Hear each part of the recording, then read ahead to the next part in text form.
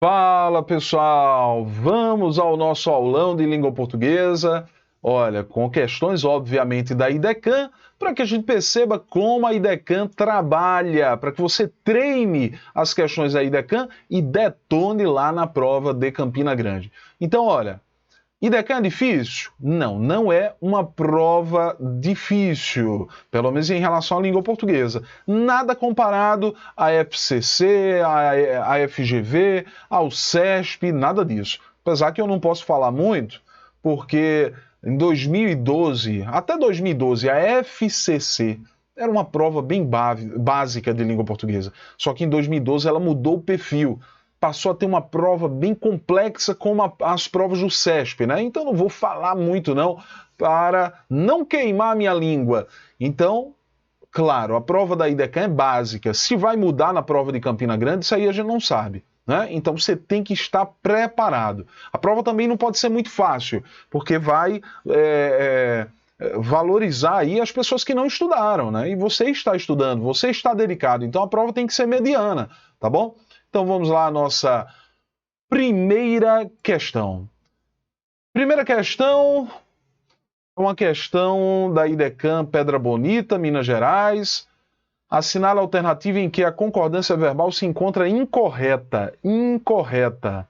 Beleza? Então, vamos ver aqui essa primeira questão. Lembrando que concordância é um assunto bem frequente nas provas de concurso, assim como crase, acentuação, valor semântico de conjunções, interpretação, compreensão, né? Beleza? Então vamos lá a essa primeira questão. Vamos lá. Então a questão diz assim, olha, assinale a alternativa em que a concordância verbal se encontra incorreta. Naquele dia faltaram 10 alunos, tá certo. 10 alunos, sujeito, faltaram naquele dia. Lembrando que o verbo deve estar adequado ao seu sujeito. Então, faltaram 10 alunos. 10 alunos faltaram naquele dia. Tudo certo. Mais de um clube ganhou o campeonato. Tá certo também, olha. Quando a gente tem as expressões mais de, menos de, perto de e cerca de, olha só, mais de, menos de, perto de e cerca de, quando essas expressões aparecem, logo após aparece um numeral. E o verbo deve concordar com o numeral. Então, observa. O numeral que apareceu aqui foi o numeral 1. Mais de um clube ganhou o campeonato. Então tá certíssimo isso aqui. Mais de um clube ganhou concordando com o numeral 1. Agora, se na frase em que aparece a expressão mais de um há uma ideia de reciprocidade, por exemplo, mais de um aluno se ajudaram. Veja, um aluno ajudou o outro. É uma reciprocidade, uma troca da mesma ação. Se isso ocorre, o verbo não pode concordar com o numeral 1. O verbo deverá ir ao plural, deverá estar no plural, né? Então, olha, mais de um aluno se ajudaram. Mais de um aluno se ajudaram. Tá bom? Agora, nesse caso, mais de um clube ganhou o campeonato. Aí o verbo tem que concordar com um. Tá tudo certo aqui. Minas Gerais revelou grandes escritores. Olha, tá certo. Minas Gerais é um nome que está no plural, é um nome de lugar que só aparece no plural. E se ele não vem com determinante antes, o verbo tem que ficar no singular. Então, Minas Gerais revelou grandes escritores, mas se eu colocar um artigo aqui antes, olha, as Minas Gerais revelaram grandes escritores. As Minas Gerais revelaram grandes escritores. Se eu coloco o determinante antes, o verbo deverá estar no plural para concordar com Minas Gerais, tá bom? Agora, se eu...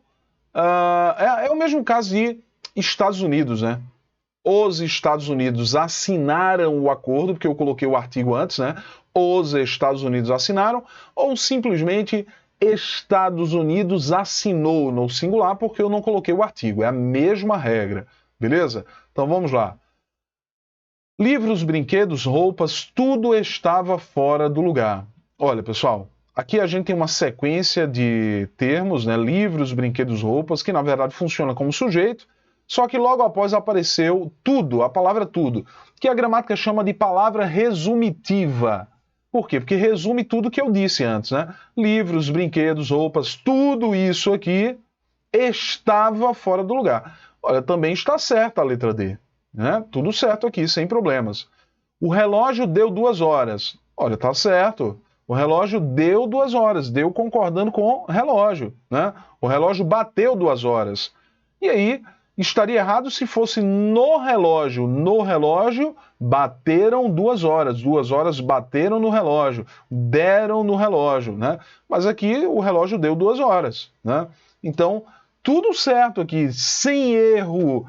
Isso significa que essa questão da IDECAN foi anulada, porque ele queria a resposta incorreta, mas infelizmente não há nenhuma resposta incorreta. Oi, Decan, não pode, né? Que é isso, Arnaldo? Olha só, então vamos lá para a próxima questão. Segunda questão, assinale a alternativa em que a crase foi utilizada corretamente. O padre caminhava a passo firme. Isso aqui está errado, né, gente? Não ocorre crase antes de palavra masculina. Lembra que a crase é um fenômeno de junção de preposição a mais um artigo feminino a. Então, o artigo feminino vai aparecer antes de uma palavra feminina e não antes de uma palavra masculina. É claro que existem exceções, né? Mas, nesse caso aí da palavra passo, não ocorre crase de forma alguma, né? Então, o padre caminhava a passo firme, de maneira alguma essa crase poderia ocorrer, esse acento grave não poderia ter sido empregado. Dirigiu-se ao tribunal disposto a falar ao juiz. Olha, pessoal, falar é verbo. Se falar é verbo, não ocorre crase antes de verbo. Está falso aqui. Viajou a Londres a fim de rever antigo amor. Olha, pessoal, sempre que aparecer nome de lugar, você vai fazer o seguinte, você vai colocar o verbo voltar antes do verbo lugar. Você volta da Londres, você volta de Londres. Você volta de Londres. Então, se você volta de Londres, não ocorre crase em eu viajei a Londres, eu vou a Londres, né? Então, se aparece da, tipo, eu volto da Bahia, aí, antes de Bahia vai haver crase. Então, a gente decora assim, olha, se eu volto de, crase não há. Se eu volto da, crase há. Se eu volto de, crase não há. Se eu volto da, crase há. Se eu volto de, crase não há. Se eu volto da, crase há. Tudo bem? Então, vamos ver aqui. Ele viajou a Londres. Eu volto de Londres. Se eu volto de, crase não há. Então, errado. Retornaram tarde à casa dos avós. Olha, aqui é a resposta. A palavra casa, se estiver especificada, como é esse caso, né? Quem volta, volta da casa de alguém, né? Quem retorna, né? E a casa aqui está especificada. Se está especificada, a palavra casa admite artigo antes. Como o verbo retornar exigiu preposição, então quem retorna, retorna a, né? Então o acento grave foi empregado corretamente. Se a palavra casa não estivesse especificada, o acento grave não teria sido empregado, né? Então aqui está correto. Resposta à letra D já marca aí. Chegou à noite, precisamente às 10 horas. Olha, chegou à noite certíssima, é uma locução feminina, toda locução feminina vai admitir acento grave. E precisamente às 10 horas, deveria também admitir acento grave, já que é uma locução feminina também. Então, resposta à letra D é a única e inteiramente correta. Terceira questão. Das palavras apresentadas abaixo, assinale a que apresenta hiato. Aqui apresenta hiato. Tiago, o que é hiato? Hiato é a junção na palavra de uma vogal mais outra vogal. Só que na divisão silábica, eu não deixo essas vogais juntas. Eu separo essas vogais na divisão silábica, que é o caso de saúde, saúde.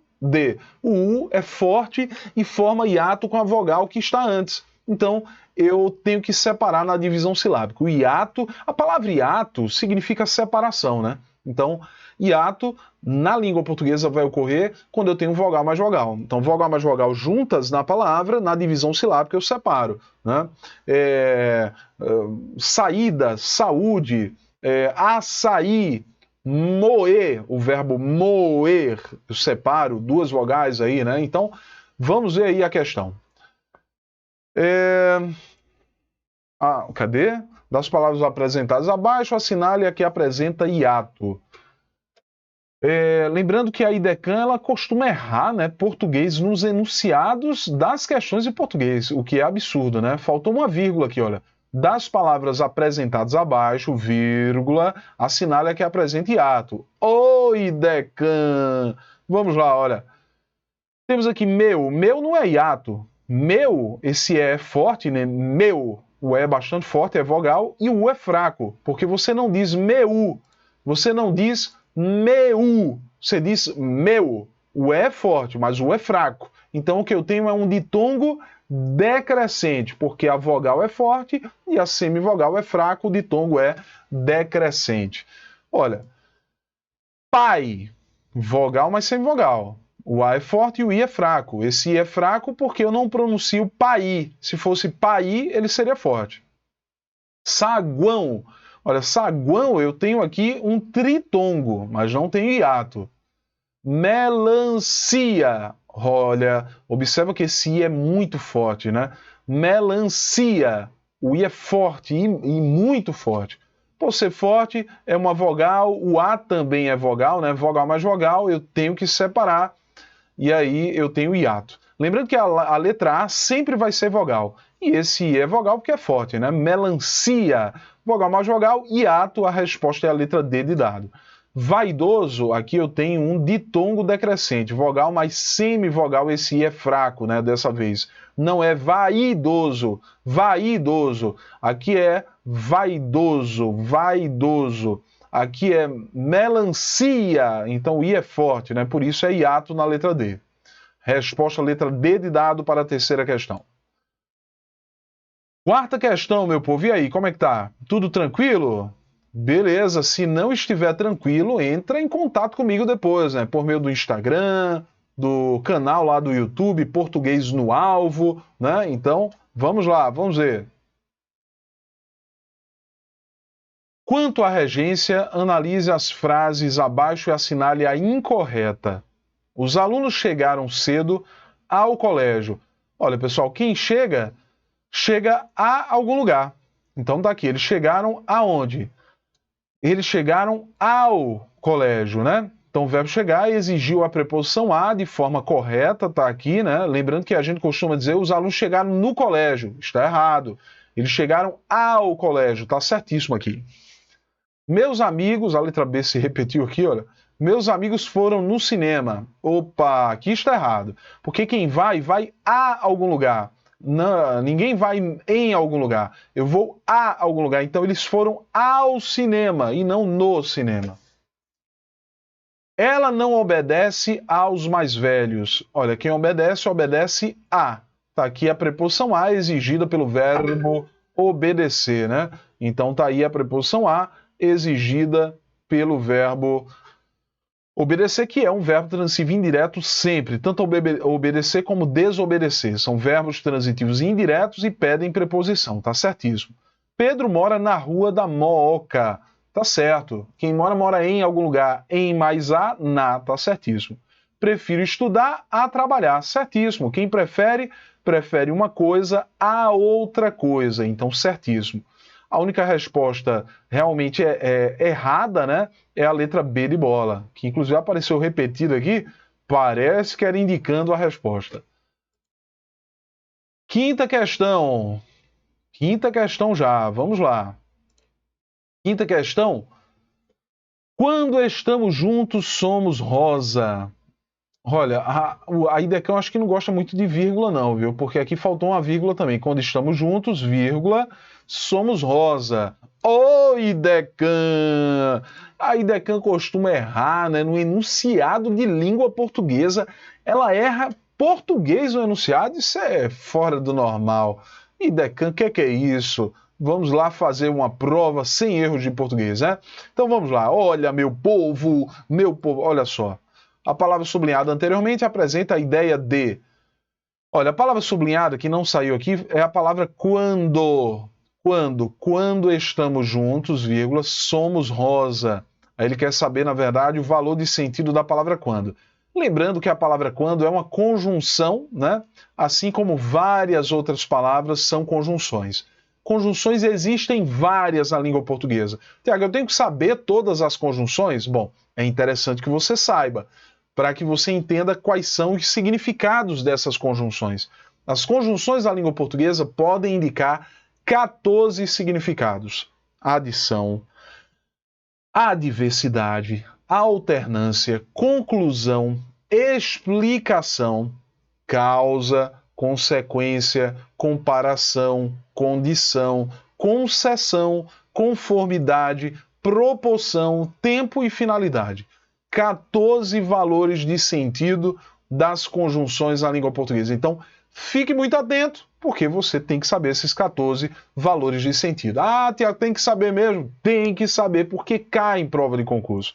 Então, olha, a palavra quando é uma conjunção que traz o mesmo valor de assim que, logo que, sempre que, desde que, antes que, depois que. Mal com L pode indicar esse valor de sentido. A palavra mal com L, escrita com L, pode também indicar esse valor de sentido. Qual será o valor? O valor é de tempo. Valor de tempo. Esse é o valor de sentido, né? Quando indica tempo. Então marca aí a letra D. Sexta questão. Sexta questão. Das palavras apresentadas abaixo, assinale a que apresenta dígrafo. Assinale a que apresenta dígrafo. Então vamos lá para que você entenda. Tiago, o que é dígrafo? Dígrafo ocorre quando nós temos duas letras que possuem apenas um som. Existem duas categorias de dígrafo. O dígrafo consonantal, que é o mais conhecido por nós, já que nós estudamos isso no colégio, né? Quais são esses dígrafos consonantais? LH, NH, CH, RR, SS, XC, SC e assim por diante, né? Por que eles são chamados de dígrafos consonantais? Porque são duas letras que representam o som de uma consoante.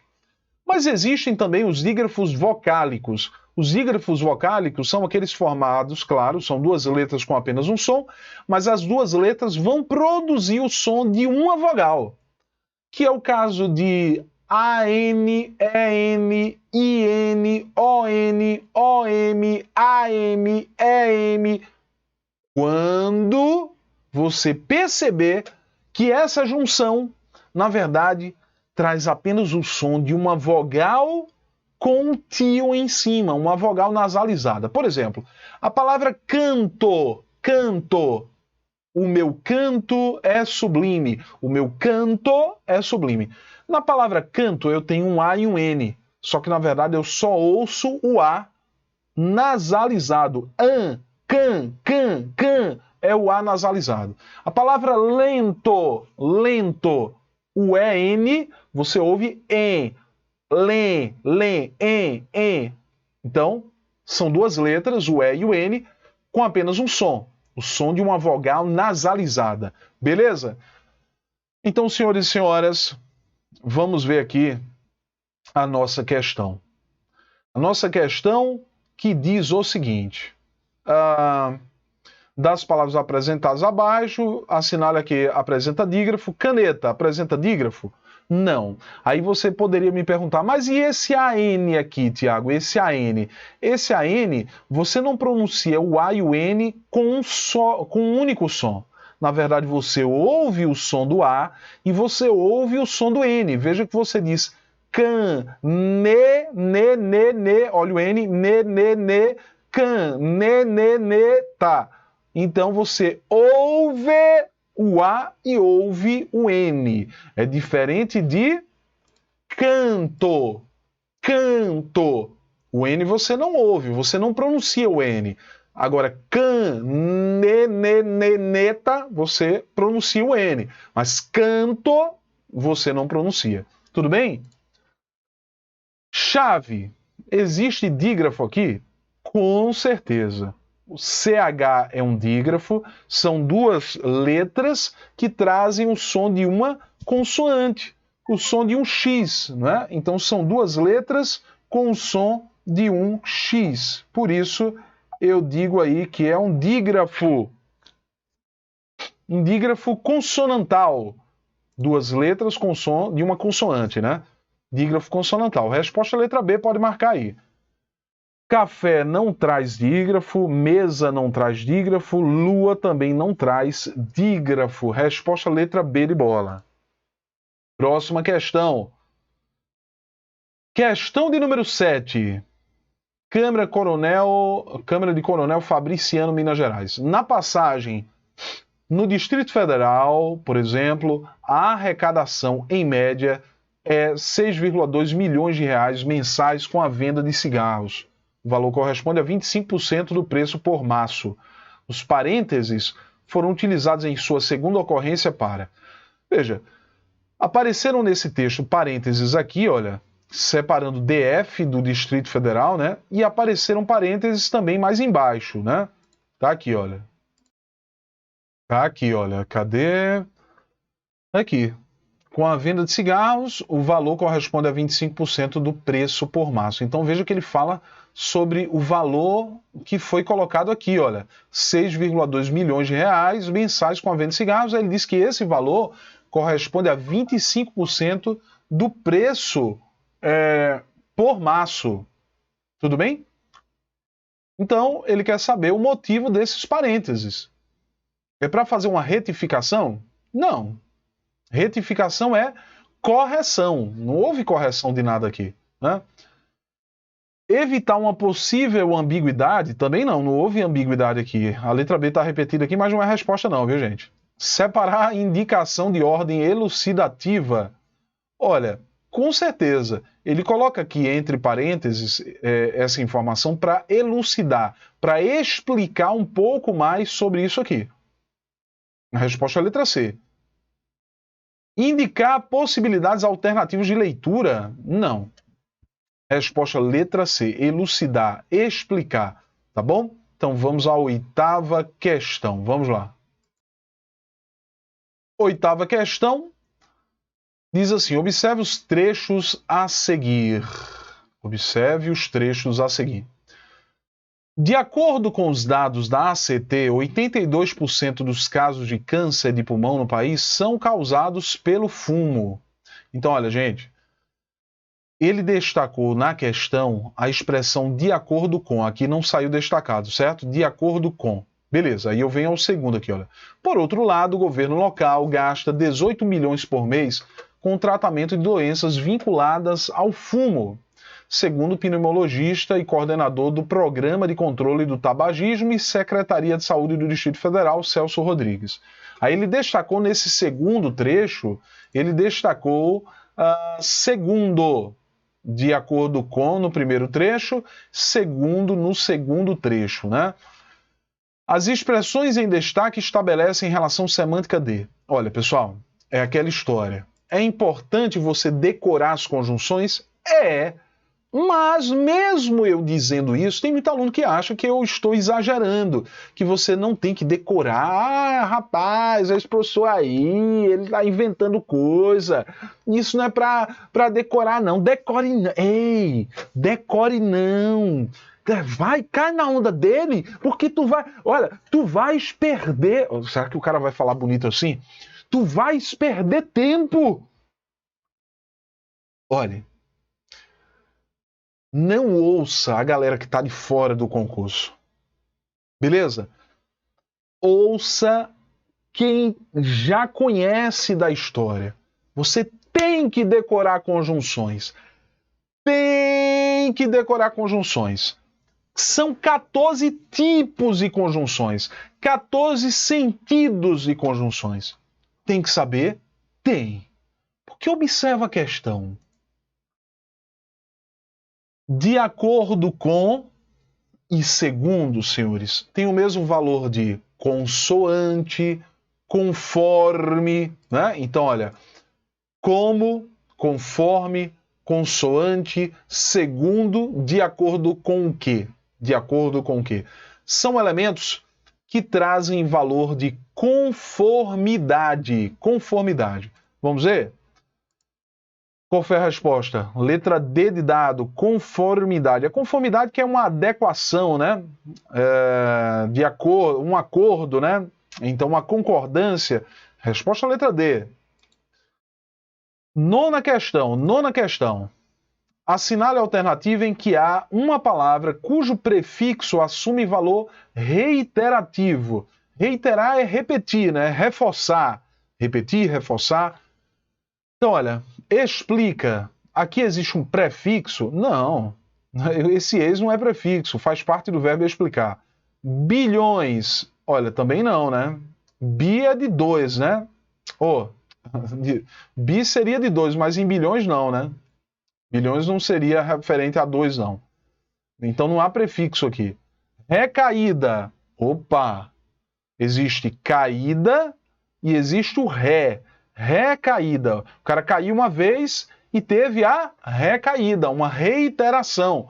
Resposta letra C. Impacto, não, esse in faz parte da palavra impacto, não é prefixo. A resposta é letra C, decoração. E a última questão nossa é uma questão de crase, que diz assim: assinale a alternativa cujo conteúdo apresenta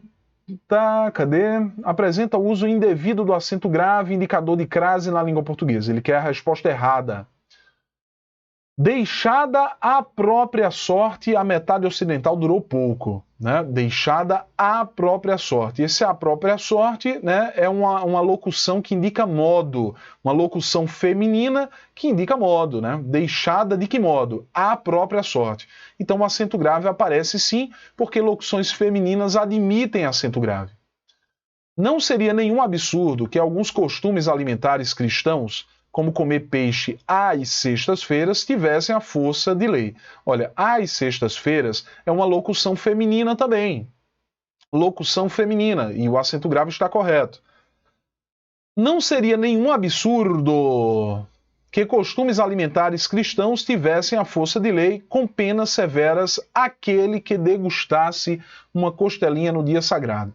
Olha, seriam penas severas a quem? Aquele que degustasse uma costelinha no dia sagrado. Tiago, aquele é um pronome masculino. Pode admitir acento grave? Pode. Na verdade, os pronomes aquele, aquela e aquilo admitem acento grave desde que alguém antes exija a preposição. Veja, a força de lei com penas severas. Penas severas a quem? Aquele que degustasse. Então, essa expressão pediu uma preposição a e aquele vai admitir acento grave. Então, tudo certo aqui. Letra D. Assim seria o velho mundo se o Império Romano não tivesse se desintegrado. Uma única nação contornando o Mediterrâneo a caminho das costas europeia, asiática e africana. Olha, a caminho, esse a caminho não admite acento grave, porque caminho é palavra masculina. Não se admite crase antes de palavra masculina, portanto, está errada a letra B de dado para a questão de número 10. Então é isso, pessoal. Olha, estamos fazendo aí questões aí, Decan. Você não pode parar de fazer questão. Ah, Tiago, eu estou na teoria ainda. Não há mais tempo para isso, né? Questões. Pega um conteúdo, trabalha questões. Errou a questão? Não há problema. O problema é você errar na hora da prova. Errou agora? Para, analisa a questão, vê por que errou, porque você precisa saber por que errou para que não erre lá na hora da prova. Tá bom? Então eu fico por aqui. Espero que vocês tenham entendido aí o conteúdo da aula e das questões. Tendo dúvida, entre em contato comigo por meio das redes sociais. É isso, valeu, até a próxima. Pra frente, concurseiro!